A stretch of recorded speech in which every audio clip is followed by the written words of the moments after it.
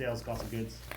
The only question here is what goes into cost of goods versus what goes into sales and marketing, general administrative, research development. What's an expense versus a cost of good? And that's actually a really interesting question. I would generally say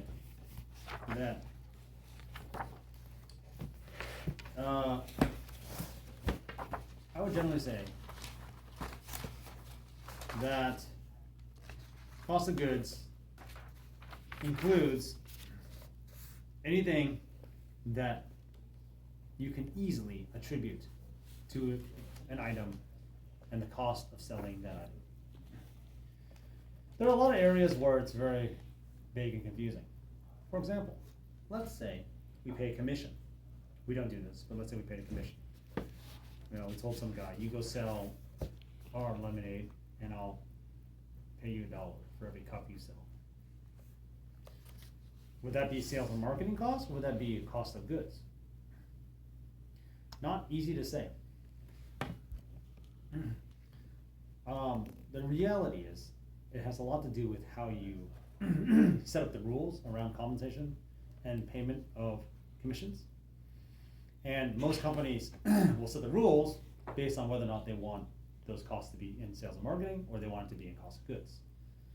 If they want it to be in cost of goods, they just say, hey, we have a system, and when you make the sale, you submit your entry, and then we automatically pay you the amount, your percentage.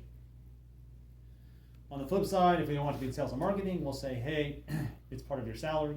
You just get a bonus at the end of the month for all the things you sold. You can see how we're really kind of talking about specifics, but the specifics can have an impact on how the accounting is handled.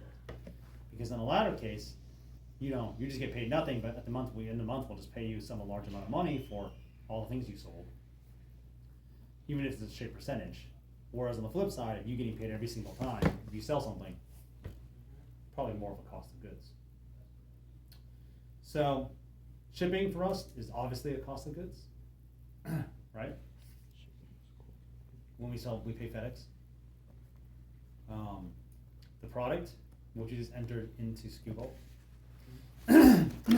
Things that are cost of goods that we don't do a good job at maintaining as cost of goods include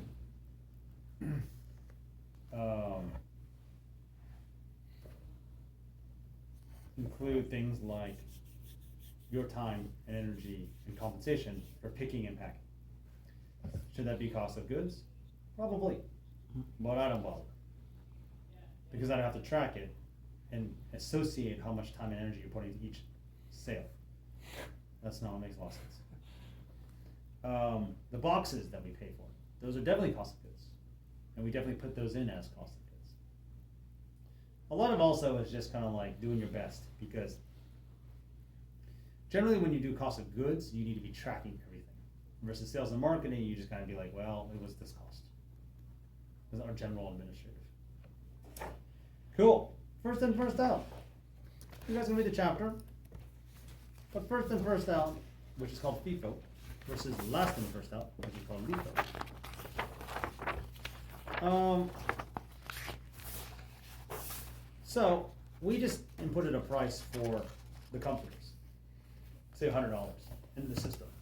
Our system is a first in, first out system, which means that when that comforter is sold, the system will take a cost of goods of $100.